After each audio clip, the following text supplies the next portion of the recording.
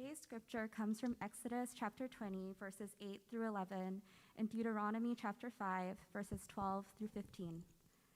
Remember the Sabbath day to keep it holy.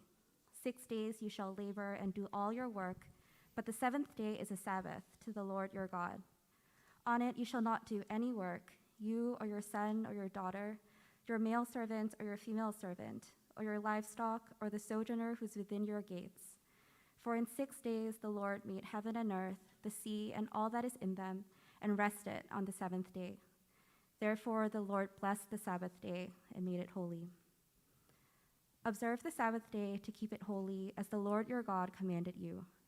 6 days you shall labor and do all your work, but the seventh day is a Sabbath to the Lord your God. On it you shall not do any work, you or your son or your daughter, or your male servant or your female servant, or your ox or your donkey or any of your livestock, or the sojourner who's within your gates, that your male servant and your female servant may rest as well as you.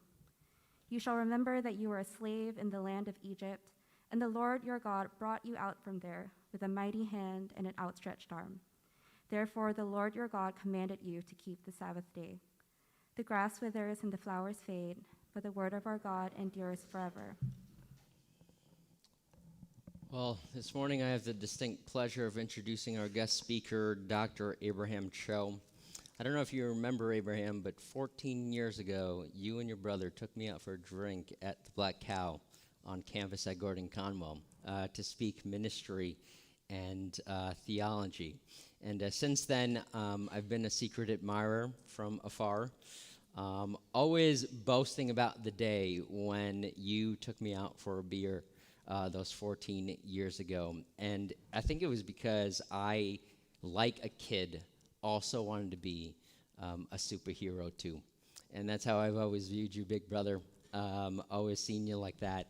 And listening to all the sermons that are podcasted from your earlier days, and just really thankful now in proximity to, one, respect the beard, but then moreover to respect you as a colleague, a friend, and really just a true big brother that I get to co-labor in the city together for gospel ministry. And so why don't we warmly welcome him to the stage, my big brother and your big brother, Abraham. Yeah. Thanks, man. Can't believe that was 14 years ago. We must have been drinking beer at the age of 16, which is not a great example. And I do like to say that I am the Korean James Harden, and so I kind of keep the beard going. It's almost part of a brand kind of a thing. Well, it's a great privilege for me to be here with you today, and for many of you who were on the retreat on the weekend, it was a great time spending with you down in Princeton. And we're kind of continuing some of our themes. We looked in the entire weekend at this theme of being empowered by the gospel. And if you weren't there, one of the first things that we did was we went back to the simple call of Jesus to everyone who would be a follower of Christ, to just come and follow him. And we looked at a little bit what that means and what it means to be empowered to follow Jesus for a new purpose. And then we looked a little bit at the story of Moses and how Moses, in his own ethnic identity, saw that all the fragments of who he was actually brought together and gathered up into the purposes of God. That was a place where we found an identity that wasn't fragile, an identity that couldn't be taken away from him. And we looked a little bit at that. And then last night, we considered what it means to be empowered by both an experience of God's love, but also a deep experience of our own weaknesses, our thorns. And so we're coming today to conclude all of that with a look at the command to keep a Sabbath. And that might seem a little bit an odd way to conclude this weekend. And if those of you who weren't there with us, it's maybe a strange topic to be talking about in the middle of Manhattan, in the year 2021. But let me maybe frame it like this. What if you were told that there is on offer a kind of rest that goes way beyond your next vacation or your next 3-day weekend? What if you were told that there's a rest available to you now? That if you were to tap into that rest, it'd be the kind of rest that satisfies your soul. So when we talk about being empowered by the gospel to follow Jesus and do all these things, at the heart of all that is connecting to a deep sense of rest so that all we do is not out of a desperate striving to prove ourselves, a striving to establish ourselves, a striving to find something that will satisfy. Not a kind of work that grows out of a restlessness of soul, but a kind of work that arises out of a deep satisfaction, a deep kind of rest. And, coming out of, we're not even out of the pandemic, but coming out of a couple of years in pandemic, coming out of all kinds of social unrest, a lot of uncertainty, I would say that most of us are probably describing our experience of life right now with words like anxiety, with words like disorientation, with words like uncertainty. And what if I were to tell you that in the gospel of Jesus Christ, there's an offer of a deep soul rest that gets underneath all of the splashings on the surface of our lives. And so as we consider this command to keep a Sabbath, I want to say that keeping a Sabbath is not going to give you that rest, but the keeping of a Sabbath can keep you in touch with the rest that's offered to you by grace alone. So that's why we're considering this. But before we do this, I like to think about Sabbath keeping, the keeping of a weekly Sabbath, as a spiritual practice. Now, the reason why I like that term practice is this. Think about maybe when you were growing up. When did you practice something? Maybe you grew up playing the piano or an instrument, and you had to practice that instrument. Or maybe you grew up playing a sport or maybe dancing, and you had to practice dancing. Now, what is happening when you practice something? Well, you're taking a task that maybe feels otherwise impossible. So let's say you're a baseball player. Our family loves baseball. We are unfortunately Mets fans, so our hearts are broken right around this time pretty much every year. But you think about baseball, hitting a curveball in baseball is a virtually impossible task. And the only way that you can begin to learn how to do an impossible task is if you break that task down into its constituent parts and you repeatedly practice until the ability that you're trying to figure out in your mind gets built into your body, becomes kind of muscle memory. Or when you think about playing the piano, if someone were to say to you, hey, I want you to step onto the stage at Lincoln Center and we want you to play this Chopin piece. And if it would be crazy for us to think that we can just walk onto that stage on a Saturday night and sit down and begin to play Chopin. It'd be the craziest thing in the world. You would never do that. If you knew that's what you had to do, what would you do? You'd take time, you'd break the piece down into its parts until the piece got into your fingers, into the muscle memory of your hands before you to go up and play that piece. Now, the reason why these are all important is this. If you're a Christian, a lot of the Christian life is seeking to respond to the hardships of life in the manner and with the mission of Jesus. We think that somehow, because we follow Jesus, somehow we'll magically, when the moment arrives, when we have to love our enemy as Christ commanded us, we think somehow magically we'll just find our way to be able to love our enemy in the heat of the moment. That somehow loving our enemy is easier than playing a Chopin piece at Lincoln Center or hitting a curveball in the playoffs of baseball. Somehow we think to love our enemy is going to be an easier thing. Why is it that we would say playing that piano piece or hitting that curveball is far harder than loving our enemies? If we're going to practice those things, then in order for us to respond to the hardships and the heat of life with the manner and in the mission of Jesus, certainly there's got to be a practice, a muscle memory of the soul that we need to be developing along the way. So when we talk about spiritual practices, what we're doing there is we're saying in order for us to be the kind of person that can respond to the hardships of life with the mission and the manner of Jesus, we need to be practicing the life of Jesus. That in the early mornings when no one is watching, we're practicing this life. And so in my mind, the keeping of a Sabbath is a kind of a practice where we're practicing and we're placing into the muscle memory of our souls the ability to find a deeper rest, a rest that can't be disturbed by all of the hardships and all the uncertainties of life. Right, so that's what I mean by spiritual practice. So with that in mind, let's come to this command of the keeping of a Sabbath. And as we look at the command to keep a Sabbath, I want to see Sabbath as three things. So first, we're going to see Sabbath as practicing delight. Not just delighting in the world, but practicing delight. Secondly, it's going to be practicing freedom. And then thirdly, I want to look at it as practicing trust. Okay, so first, practicing delight. Here we're starting with Exodus chapter 20. And here what we see, Exodus 20, chapter 20, verse 11, where we're commanded to keep this Sabbath, and we're given a reason why keeping a Sabbath is important for the Christian. It says this in verse 11, "For in 6 days the Lord made heaven and earth and sea and all that is in them, and rested on the seventh day.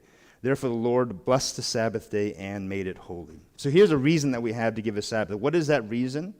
Why should people who are made in the image of God keep a Sabbath? Well, it tells us that the reason is that because God himself keeps a Sabbath. And we see that in Genesis chapter 2, that after all of creation, the 6 days of creation, God does all of this work. He calls out of nothing all that exists into being. And on the seventh day, we're told in Genesis chapter 2, God rests.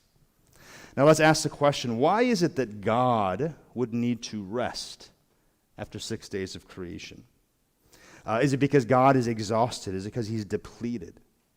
No, the reason that God rests is not because he's trying to recover or recuperate strength. The reason that God rests is on the seventh day, it is a deliberate expression of satisfaction. He rests not because he's tired, he rests because he's delighting. And he takes an entire day to do this. An entire day, simply a day of benediction, to look at everything that he has made, to look at everything that's out there, and simply to say for an entire day, it is good. It is good. It is good. And what I love about this story is this: if you know the story of creation, Adam and Eve are created on which day? Do you remember what day that is? It's day 6. And on the 6th day, God creates Adam and Eve, and God creates the human race, and he gives the human race this great mandate. He says, I want you to take care of all of creation. I want you to cultivate it. I want you to draw out of all of creation all the potential that I've inserted into creation lying latent. And so he gives them this huge commission, this huge mandate on the 6th day. And so Adam and Eve have been given this great job. They're looking around at this creation. There's so much work to do on the 6th day. And they go to sleep, and the next morning they're ready to work. And what is the next day? It's the Sabbath. And so Adam and Eve, on the very first full day of their creation, God commands them, delight. God says, enter into rest first before I send you out to work the garden. At the very first day of humanity's existence, God says, I want you to spend this first day in benediction, to come in and enter into my delight, to come in and enter into my rest. That for God, his priority, the God of the Bible, his priority for you is your rest and your delight and your joy. Why? Because the God of the Bible is a God of delight. And I don't know if that doesn't maybe fit in you with your kind of assumptions about what the God of the Bible is like. Maybe in your mind he's kind of demanding and austere. Maybe you see him as judgmental and distant. Maybe you see him as asking for sacrifice constantly. But when we open the first pages of Scripture, one of the things that we see is that we see God as a God of delight. And the very first responsibility you and I have is to enter into the delight of God. And so G.K. Chesterton, who was a British scholar, he describes God's delight like this. He says this: the sun rises regularly, maybe because it never gets tired of rising. Its routine might be due not to a lifelessness, but to a rush of life. We see this in children. A child kicks his leg rhythmically through excess, not absence of life. Because children have abounding vitality, because they are in spirit fierce and free. Therefore, they want things repeated and unchanged. They always say, do it again, and the grown-up person does it again until he is nearly dead. For grown-up people are not strong enough to exult in monotony, but perhaps God is. It is possible that God says every morning, do it again to the sun, and every evening, do it again to the moon. It may not be automatic necessity that makes all daisies alike. It may be that God makes every daisy separately, but has never got tired of making them. The repetition in nature may not be mere recurrence. It may be a theatrical encore. The delight of God in what we might see as the monotony of life.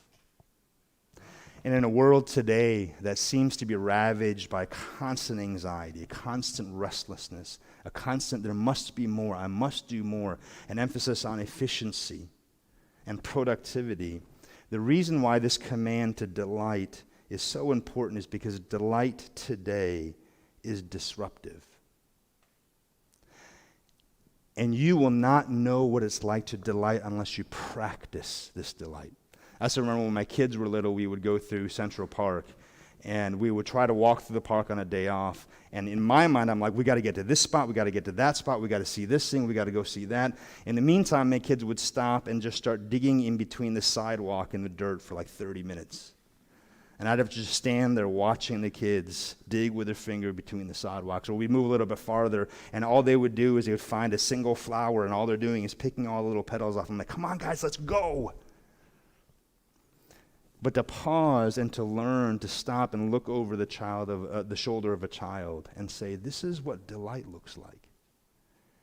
This is a delight that our Father wants to invite us into, because delight is disruptive. That when God commands you, keep a Sabbath and keep it holy, it's not a command that he's trying to burden you with. It's an invitation into his delight. Or Abraham Heschel, who was a great rabbi and writer, he used to talk about how keeping a Sabbath was like building a cathedral in time. And what he meant by that is this: for Jews, they didn't have a temple anymore. Their oppressors came and destroyed all their cathedrals in space. And so because they no longer had cathedrals in space, they said what the Sabbath has become for us is a cathedral in time. That as time marches on, every Sabbath we know that there's a cathedral awaiting us, that if we enter into it, we're entering the beauty and the delight of God. And when you think about a cathedral, like even think about the Manhattan Skyline. When you think about the cathedral, like St. Patrick's Cathedral, what does a cathedral do with a skyline? When you think about a city skyline, it's kind of all a little bit monotonous. Some buildings are higher, some buildings are lower. It's all a little bit monotonous. But then you see this one section where maybe it drops off because it's not 50 stories high. It drops off, and you see this radical change in the skyline. A disruption in the skyline. You see something that is a building of magnificent beauty. It disrupts the skyline of the city. In the same way that keeping a Sabbath should disrupt your timeline each week, that it removes the monotony of all that you're doing throughout the week, and it's a moment of delight in the very presence of God. And so we practice this delight. Why? Because in the heat of the moment, in the times in work where we're led to face stress, in our family when we're facing all kinds of broken relationships, in a world that is strained, for us for Christians to practice that delight, to practice wonder, to practice gratitude is profoundly disruptive. Or let me ask it this way: if you're not regularly practicing delight, wonder, and gratitude, should it surprise you when you find your life filled with anxiety, fear, outrage, and dissatisfaction? And so as we think about what it means to live a life empowered by the gospel, this invitation to practice a Sabbath is an invitation of God to enter into his delight. Will you allow the delight of God to disrupt your timelines for productivity? And so that's Exodus chapter 20, where we see God says, keep a Sabbath. Why? Because I keep a Sabbath. I'm a God of delight. I want you to enter into my rest. But let's look at the second point here. First, it was practicing delight. Secondly, it's also practicing freedom. Now, some of you may not know that the Ten Commandments are actually in the Bible twice. So the first time, Exodus chapter 20, the Ten Commandments are given right after the Exodus. They've just come to the Red Sea, and they go right to Mount Sinai. Exodus 20 is when God gives the Ten Commandments there. But it's given a second time in Deuteronomy chapter 5, and this is after 40 years of wandering through the wilderness. Everyone who saw the Red Sea get parted by God, who saw all the plagues, they've died off in the wilderness. And now, after 40 years of wandering, they're on the cusp of entering into the land flowing with milk and honey. But none of the people who are about to enter into the land saw any of the wonders of God. And so right before they enter into the land, there's Deuteronomy, and it's a re-giving. It's kind of a second ratification of the law of God for an entirely new generation. So Deuteronomy chapter 5 is a second giving of the law. It's a re-articulation of the Ten Commandments. But what's interesting is that in Deuteronomy chapter 5, the reason for keeping a Sabbath is actually quite different from the reason we just looked at in Exodus 20. So remember Exodus 20, keep a Sabbath. Why? Because God kept the Sabbath. That there is an original Sabbath that we're entering into, and it's the Sabbath of God. But Deuteronomy 5 gives us a very, very different kind of a reason for that. And let me read to you what that is. Deuteronomy 5 says we should keep a Sabbath. Why? Because, verse 15, you shall remember that you were a slave in the land of Egypt, and the Lord your God brought you out from there with a mighty hand and an outstretched arm.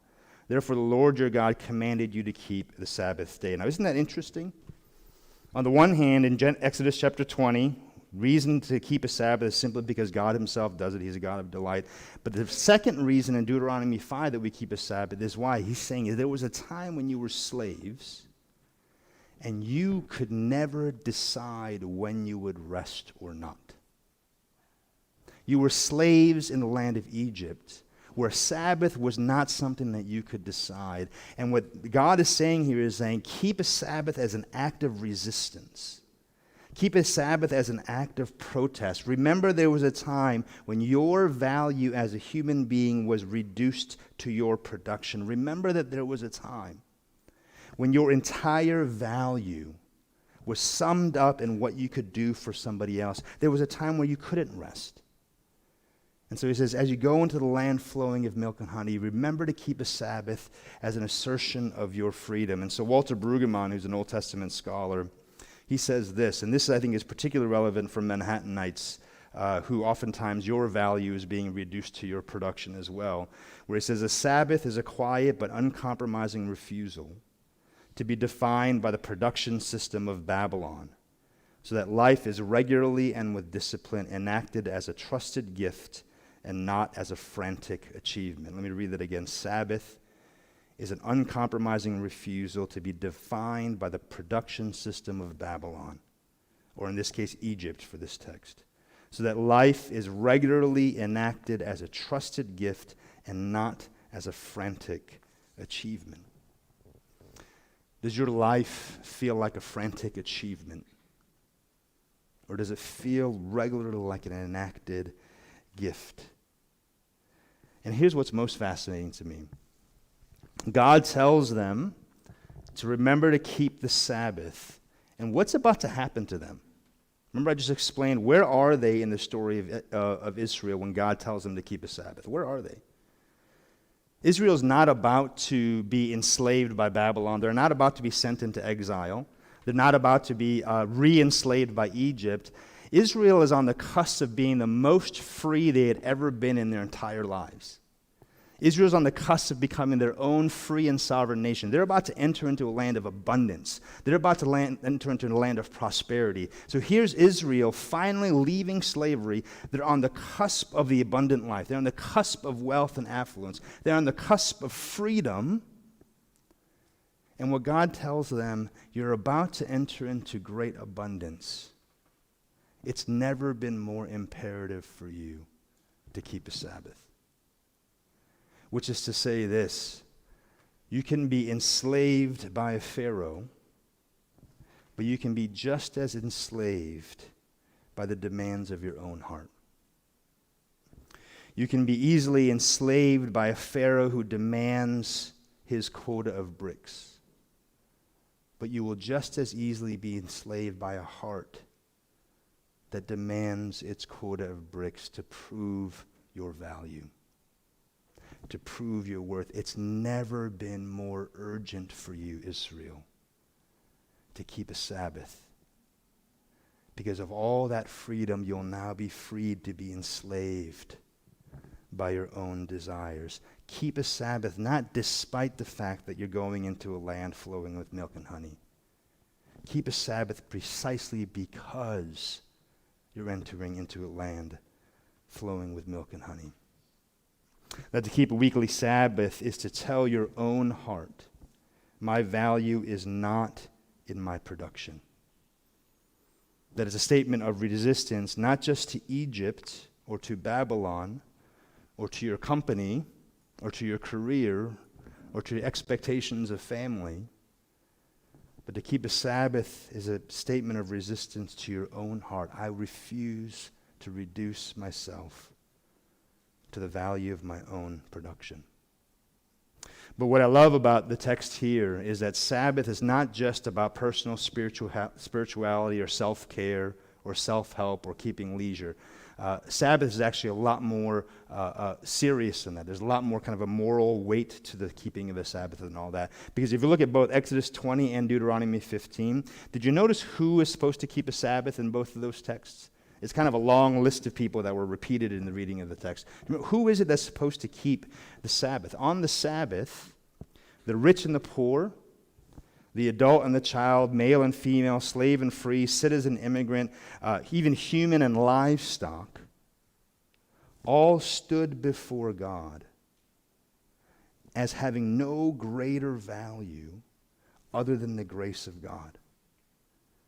That both Israel and the foreigner, that both the rich and the poor, the successful and the failure, that everybody came before God and stood before God as sinners saved by the exact same grace. All the social hierarchies of Israel were to be suspended for 24 hours every single week. That the keeping of Sabbath in Israel wasn't just an act of self-care. The keeping of Sabbath in Israel was an act of social justice. It was a weekly reminder that you may not reduce anyone to their production. Yourself, nor the people around you. Nobody may be instrumentalized in the kingdom of God. Nobody may be reduced to what they produce.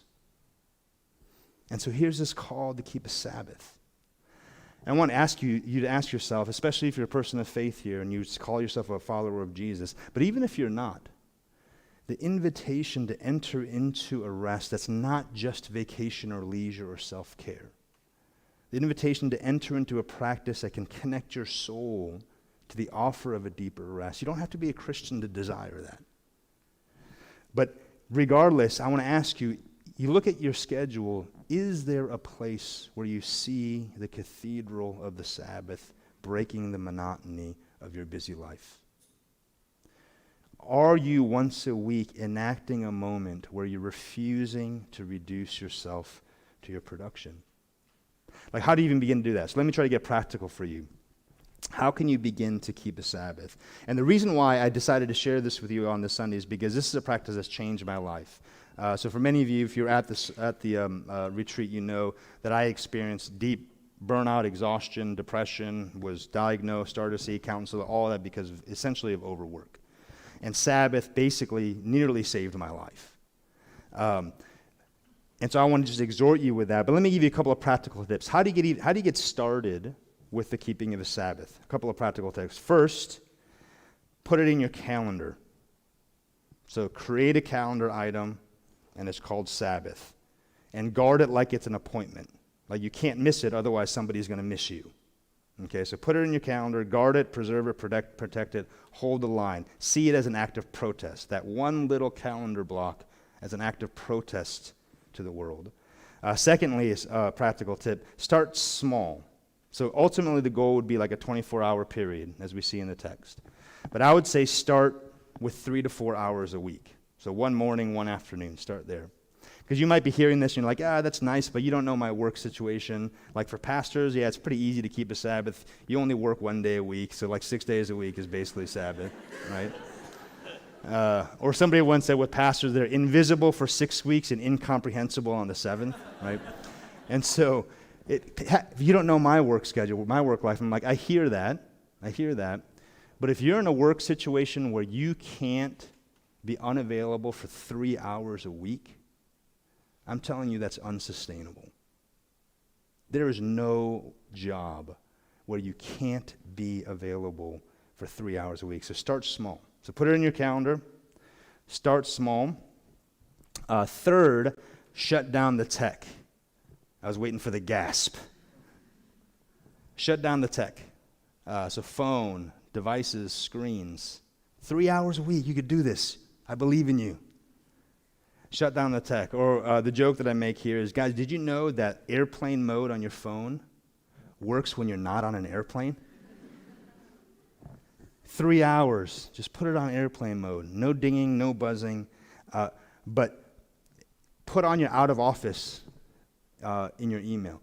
Shut down the tech. Why? Because when that's constantly buzzing, there's no way you're lifting your heart above all the splashes and the whirlwinds of this life. Okay? Put it in your calendar, start small, shut down the tech. 4, use that time to practice disruptive delight. So don't feel like it has to be 3 hours of Bible study, 3 hours of praying, 3 hours of journaling. Like just chill out. 3 hours of disruptive delight. What is it that causes your heart to leap a little bit with joy? And do that in the presence of God.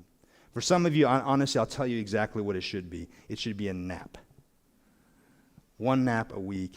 There's nothing like, I love the story of Elijah. I got to keep moving, but I love the story of Elijah, where after he's had this huge showdown with the priests of Baal, and he had fire come down from heaven, and the altar was burned, and he saves Israel in this one dramatic moment. He had this huge moment of encounter with God and kind of disrupting all the idolatry in Israel. Do you remember what he does after that? He runs away into the desert, and he says, God, I wish I were dead. And God comes to him, you think, okay, he's just said, God, I wish I was dead. Like, why did you send me here? What am I doing? You would think God would come to him like, oh, yeah, you saw that fire from heaven? I can send another fire if you want me to. But instead, he goes off in the desert, and God comes, and he wasn't in the earthquake, he wasn't in the fire, he wasn't in the whirlwind. God comes to him in a still small voice. And do you know what he does for Elijah? He gives Elijah a nap and a snack. He says, just go to sleep, it's okay. When you wake up, I'll have some baked bread waiting for you. Some nice warm carbs. It's going to be delicious. And he eats the carbs, and then you know what he does? Go take another nap. And he gives Elijah this nap and a snack. Why? Because to practice that disruptive delight is to return and connect to the delight of God. Okay, so put it in your calendar, start small, shut down the tech, and make sure it's a time of delight, something that you look forward to each week. You keep a Sabbath not because you have to, but because you get to. Right, fill it with delight. Because Sabbath is what we do each week to create the muscle memory of our souls so that we can be people of transcendent joy and delight and freedom. That's why we keep a Sabbath. We keep a Sabbath weekly to create a muscle memory of our soul to be people of delight and joy and freedom. Or another way I like to put it, show me what you do repeatedly, and I will show you the muscle memory of your soul. When we keep a Sabbath, we're returning to the delight of God. Third and finally, so we keep a Sabbath. Why? We're practicing delight. We're putting delight into the muscle memory of our soul. We're practicing freedom. It's an act of resistance. We're saying we will not reduce ourselves to our own productivity. But third and finally, we're practicing trust. Now, what do I mean by that? The word Sabbath, that's translated Sabbath in Hebrew, actually is a word that simply means to cease or to stop or to halt. So I don't know if you remember this, but when I was growing up, we used to have these things called time tests. My kids don't do these things anymore. Like, they take as much time as you want. Just, finish the test whenever you can. But we had these time tests where you had to do all these math problems and to get as many as you want. And do you remember what your teacher used to say at the very end of your time test? You're doing all the work, and at some point, what does she say? They would say, time's up, pencils down. And that's actually what I would tell myself every Friday at noon when my Sabbath started. No matter where my sermon was, no matter where I was in ministry, no matter what other people were waiting on me, at noon my alarm would go up and I'd say to myself, time's up, pencils down. You got to stop. Time is up. That's it. It's time for Sabbath. It's not just one more thing. It's not one more email. It's not 5 more minutes. Time's up, pencils down. It's time to lay down all of your anxious doing, all of your frantic achievement, and to lay it down for a day. And you know what happens? Here's what's going to surprise you. If you start to do this, if you lay down all those things for those 3 hours, do you know what's going to happen? Nothing. The world's going to keep spinning. It doesn't drop off its axis. The sky's not going to fall down. In fact, what I tell people is this: if you start to keep a Sabbath, you're going to be embarrassed by how few people even notice you're not available. It's going to be embarrassing. No one's going to even notice. The world continues to spin around. Luther used to tell his younger friend, Philip Melanchthon. Melanchthon was an anxious person, so he was always kind of coming back to Luther. And Luther would often tell him, let Philip cease to rule the world. It's an act of trust. It says, I don't rule the world. Nobody will notice that you're not available. Or another way that I think about it is this. My kids are a little bit older now, but when they were younger, if we got like an IKEA piece of furniture in or whatever, I would be sitting down to do the work of putting that IKEA piece of furniture together. And invariably, if you have little kids, you always come in and say, Daddy, can I come and help? And it's like, okay, sure, you can come and help. So you're trying to work with your kid, and your kid's trying to help things, but they're doing everything wrong, and you're going to have to undo it later, and it's that kind of thing. But ultimately, it's like, oh, we're doing this together. Daddy, can I come and help? And we'd work on it for a while. But then after a while, my patience would kind of grow thin, and I would say, you know what? You've been so helpful. I mean, so helpful. But you looked so tired. Why don't you stop? You go rest and play, and Daddy will just finish the work. When God invites you into a Sabbath, he's saying, you know what? You've been so helpful. You've worked so hard. Why don't you go take a break, go play, and Daddy will finish the rest. It's an act of trust. It's an act of not taking ourselves quite so seriously. It's an act that reminds us that nobody will notice. It's an act that reminds us that there is a God and Father who continues to do the work that he wants to do in this world. And you are expendable. You are not indispensable. And that's the source of your freedom. Let Philip cease to rule the world. Because let me wrap up this way. The real reason you and I struggle to keep a Sabbath is not practical scheduling. The real reason you and I struggle to keep a Sabbath is not because there's so many demands at work or at family or in your life or whatever the case. The real reason that you and I struggle to keep a Sabbath is not practical. It is deeply and profoundly spiritual. That the reason you and I can't stop is because we can't stop needing to prove that we're worth something. We can't shut down this engine within us that says if you don't produce, if you don't hit the numbers, if you don't have something to show, you are not a valuable person. We can't shut it down. That you can be freed from the pharaohs of Egypt, but the Pharaoh inside your heart that demands its quota of bricks without straw, that's the Pharaoh that you cannot silence. It's the Pharaoh inside you that says, if I don't prove my worth, then who am I? What am I? What value do I have? It's what one author called this inner shadow boxing with this constant sense of our own inadequacies. That's why you can't keep a Sabbath. That's why you can't stop. That's why you must do more. It's not practical, it's spiritual. Now the question is this, if that's the issue, if the reason that you can't stop working, the reason that you struggle to keep a Sabbath is because there's deep spiritual need to prove that you're valuable, your next vacation ain't gonna cut it. A long weekend ain't gonna cut it. Like if that's the real issue that we struggle to keep a Sabbath, if it's that voice of the inner Pharaoh demanding that extra quota of bricks, the only thing that will silence that self-critique is if you know that there is a love that is being offered to you that has nothing to do with what you can produce. That the key to a life of peace, the key to a life of rest is not being perfect at keeping the Sabbath of the Lord. The key to a life of rest is meeting the Lord of the Sabbath himself. And Jesus Christ coming and saying, I've paid it all. I've done it all. It is utterly and completely finished. The one place in the entire universe where you can stop your struggling and your striving, where you can stop the anxious production, is in the presence of a holy God who demands perfection, who created you, and yet said, come into my rest. Jesus has lived the perfect life that you couldn't live.